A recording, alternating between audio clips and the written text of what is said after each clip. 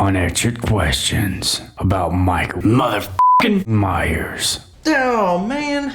I got peanut butter on my penis. I've never had peanut butter on my penis. Have you? Yeah, you sick bastard. My penis! Number 1. Did Michael really cause that bus crash? Or Number 2. was it Sartain? Or Number 3. was it Laurie? This one might sound a little bit crazy, but I'm pretty convinced. It's actually been a while since I've watched this movie, and damn is this a fun time. You know, if you just ignore the fact that this is the third Halloween movie titled Halloween in this franchise, you're good. One element that is often disliked in this movie is the whole Sartain twist. The doctor who turned evil. Dr. Evil. But Sartain really cared for Michael. I mean, he really cared for Michael. Borderline simping for him. He wanted to be him. Literally. Take that damn thing off. It's safe to say that Sartain was more obsessed with Michael than Loomis ever was. Probably double fold. But in a very different way. Sartain was actually a student of Dr. Loomis and went to the University of Illinois just so he could be Michael's doctor. That's dedication. I was a student of Dr. Loomis before he passed away. And then I lobbied the University of Illinois to be assigned to Michael myself. So in the grand scheme of things, we know that Sartain eventually turns on Hawkins and tries to put him on a slab. And Dr. Sartain tries his damnedest to reunite Laurie and Michael, just so he can see Michael in the wild. I'm still gonna blow this motherfucker's brains out. When he awakes, we'll be ready. Ready for what? A reunion. Michael's pursuit of Laurie Strode. I always assumed Sartain was responsible for the bus crash, or at least had a hand in it. If you think about it, by all accounts, there are dead guards everywhere. Besides the patients that escaped, he is the only one left unharmed. Until that little boy gets trigger happy and pops a cap in him. But on second thought, did Laurie have a hand in this as well? Hear me out. My suspicion of this is that Laurie knows a little too much and acts a little too strange. And matter of fact, acts a little too relaxed, given the circumstances of what happens. It's too strange not to at least give this a thought. I mean, for one, she knows exactly when and where Michael's being transferred. They're transferring him. Tomorrow, 7 o'clock. She shows up at Smith's Grove Sanitarium with a gun. Goes on a drinking binge. Maybe this was some liquid courage to give her a boost for what she was about to do. Then she totally goes apeshit. I mean, Laurie wanted Michael to escape. She said so herself. That I pray every night that he would escape so I can kill him. And by the time she shows up at the dinner party for Allison, she is completely distraught and shaken up. Hey, Mom. That's mine. Sorry.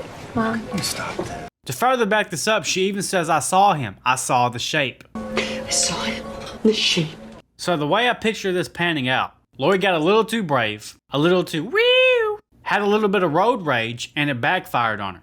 Because the next morning when she hears it on the news, she doesn't react to it at all, like she already knew what was going to happen. Because maybe she was there. Hell, she has the police scanner in her truck to see if she was in the clear. Laurie has the motive, the perfect outing, the perfect cover-up. She didn't react to it at all. So, do you think Laurie had a hand in it? I'm thinking possibly.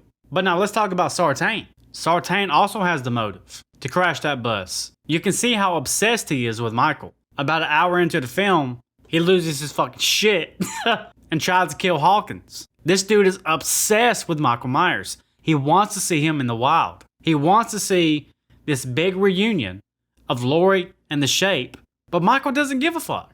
So Sartain says that Michael overtook the first guard, and then he took out the driver.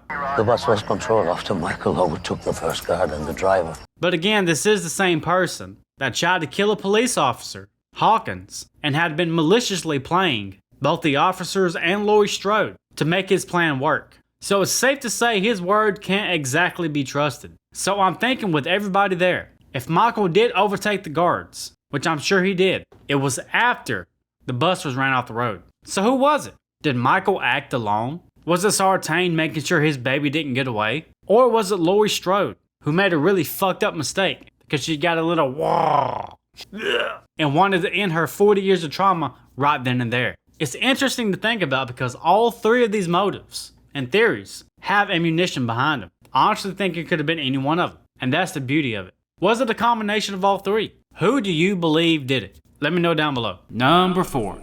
Is this Ray's character from the original Halloween? This is a short one, but take a listen to this clip. I know Lonnie. I went to school with him. He used to sell me peyote. So Ray says that he knew Lonnie way back in school, smoking that 20 twin.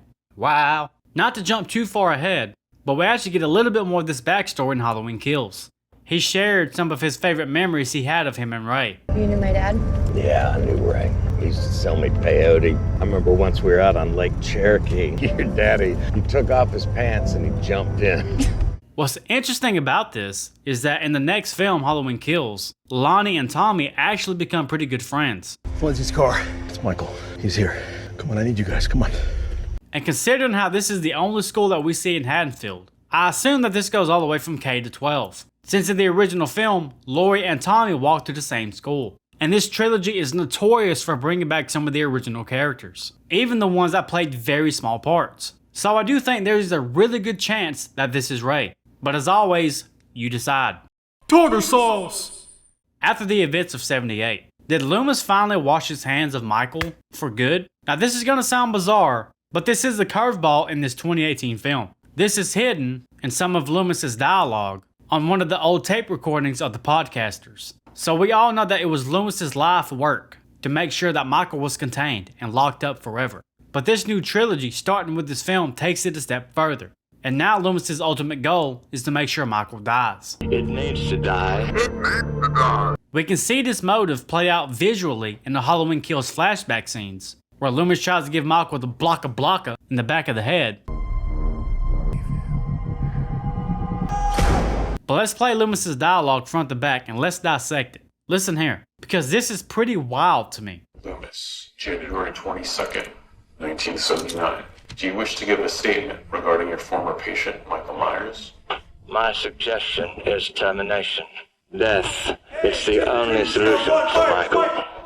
There's nothing to be gained from keeping evil alive. This pretty much implies that after that night, Loomis abandoned Michael as a doctor and moved on with his life. So the session took place on January 22nd, 1979, almost 3 months after the events of the original film. And Loomis is giving what I'm guessing is the last statement as his doctor before he was taken off the case. I can only assume, due to the circumstances and Loomis trying to off Michael, that the state took him off the job. Probably due to him trying to, pew shebang Michael. Hawkins stepped in and saved Michael's life. I bet he regrets that one. Now we know that Loomis continued to work at Smith's Grove because of what Sartain says at the beginning of the film. I was a student of Dr. Loomis before he passed away, and I lobbied the University of Illinois to be assigned to Michael myself. He's being seen by over 50 clinical psychiatrists. So in the midst of Michael going through over 50 doctors, Sartain made it his life's work to take the torch and take care of Michael. This leads me to believe that Loomis died many years ago, probably somewhere in the 90s. So that means that Loomis stayed at Smith's Grove and taught other upcoming doctors and treated other patients, all while having to ignore Michael. Now what I can't figure out, was this torment for Loomis, or was it a breath of fresh air, having to look at Michael, but from afar? I'm sure Loomis dropped in and gave his 2 cents every now and then. God damn you, Michael. Maybe they stuck Loomis with the more mentally unstable patients that were deemed to go to Glass Hill. Apparently Glass Hill is the worst place you could ever go. Glass Hill is far less accommodating. Glass Hill is the pit of hell. Maybe Loomis was actually able to save them, unlike Michael. Which I imagine after 15 years of trying to save him, maybe Michael was his ultimate failure. So what do you think? If in 1979, Loomis was taken off the case and wasn't Michael's doctor anymore, what kind of life do you think Loomis had after that? Did he let go and live life like he wanted, successfully helping patients and teaching upcoming new doctors? Or was it complete torment, knowing that he couldn't have Michael as a patient anymore and had to watch him from afar? It's pretty interesting to think about, considering that this film rewrites the whole Loomis timeline. Let me know what you think. Number 6. Rapid fire round. I love this Radio Cowboy H2 Easter egg. Disturbance at 707 Meridian Avenue. Fun fact, Meridian is the original location of the Myers house. I love how Michael is such an artist. The pumpkin Dave brought, got put in the fish tank. The Bob callback with the sheet, always love that one. Putting Ray in the closet after his death. Speaking of Ray, Did you know if you look closely, you can actually see Michael Myers hiding in this scene? I'll play this clip in slow motion. There he is. This is a very rare blink and you miss it moment. You have to really be looking to find this. What happened to that cage that was attached to the front door? Why is this not here now? That would have came in handy. Also, how is this scene possible? During this scene, Laurie and Karen are looking up and they see light and dust fall from the old boards of the house. But if you remember, the floor isn't wood boards, it's tile. Make your mind up, movie. Number 7. What's the mysterious connection Michael has with Judith all of these years? And Number 8. is he trying to recreate that 1963 Halloween night over and over again? Michael's obsession with Judith isn't just some loose thread in this franchise. It's not just a part of the infamous story of the Myers house and Michael's backstory, the person that he killed when he was just 6 years old. But I feel like Judith plays a major part in what keeps Michael going, and it's always overlooked. Let's take a look at this timeline and you can see why it piques my interest. So Michael kills her in 1963, creating the classic Halloween tale. 15 years later, the events of 1978, he steals her gravestone, hauls it to the house, and uses Annie's body to recreate her as Judith in this weird, fucked up kind of shrine. It's like Michael's premeditated obsession. It's him trying to recreate these events of 1963 over and over again. But here's the juicy part. Fast forward to this film, 2018. What is the first thing Michael does when he breaks free? He visits his sister's grave. Doesn't hunt Laurie, doesn't cause chaos in the streets of Haddonfield. He doesn't find new victims to stalk. He goes directly to Judith. And this is also on Halloween Day. And even after the massacre does start, when Hawkins plows Michael with the police squad car, Michael gets knocked the fuck out! But the one thing that wakes him up is Sartain whispering the word, Judith. Judith? What was the word? Fuck! It's like her name flips a switch in him, because he immediately comes back, puts the mask on, we hear the breathing, and it's almost like he's punishing Sartain for saying his sister's name in vain. I mean, Michael was down and out, but as soon as that name pops up, boom, back on his feet. And even after all the chaos of 2018, after all the chaos and the events unfold and Halloween Kills, killing the firefighters, more teenagers, adults, after the fight with the mob, killing Karen, after it's all said and done, what does Michael do? He goes home and looks directly into Judith's window, the same spot that he stood in 1963, staring into whatever darkness that was already inside him, as if to remind himself of that night so long ago. Maybe Judith is his origin point. Like every time he kills, maybe Michael's chasing that same twisted high that he got when he took his sister's life, trying to recreate that night over and over again, any way he can. I don't know. What do you think it all means? Whatever it does mean, the name Judith does play a bigger role than just a name in the newspaper. Michael has a connection with her, but in a very mysterious way. So what does it all mean? Let me know what you think. Number 9. Why are mirrors so symbolic in this trilogy? And Number 10. does this give us insights on how Michael views himself? This is probably my biggest revelation to date, but don't confuse this with motive. As much as I like dissecting these movies from front to back, finding hidden details, theories, stories, in this franchise, I'm still a believer in Loomis' speech, saying that Michael has no conscience, no understanding, no reasoning as to why he does what he does. That mystery is the scary part to me. So this isn't about Michael's motive and what drives him, but more about the only thing that Michael does have a reason and understanding for, or rather a misunderstanding for, and that is his reflection of self, both metaphorically and physically. Let me explain. This will cover all 4 films in this timeline, so buckle up. Most people look out the window to see the world. Michael uses it to stare at himself, and not his real face either. He uses it to look at the only version of himself that he accepts, the mask, aka the boogeyman. His true face is just meat draped over the void that Loomis calls the devil's eyes. Because here's the thing, when Michael kills, he's not seeing you, he's seeing himself, the void of nothing.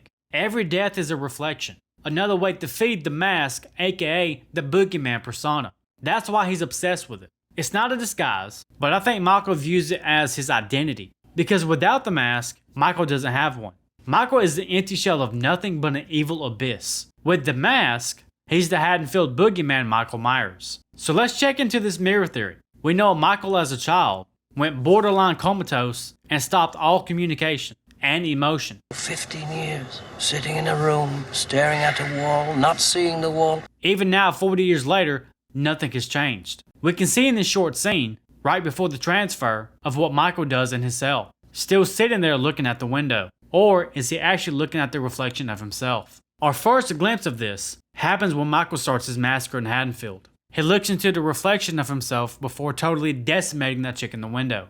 Michael's psyche is fragmented, and his disconnect with his own identity as a person is only cured by, again, not looking at himself, but the identity that he chooses to have, which is the mask, aka the boogeyman. We can see Michael look at himself in the mirror once more right before Laurie shows up and crashes the party, right after Michael kills Vicky, and even after all the chaos of 2018 and Halloween Kills. Halloween Kills ends with Michael doing what he loves to do most, staring at the reflection of himself now that he is back home in his sister's room. But the most interesting piece of evidence in this theory is actually from Halloween Ends. So 4 years of being dormant, the Myers house is now demolished. It's gone. You take away every window, mirror, and reflection there is. What does Michael do? He takes his knife and carves the face of not himself, but rather who he chooses to be, the face of the boogeyman, the mask, into the wall so that he can continue to stare at his chosen and only identity. He has to keep this image alive, even if it's only in the dark,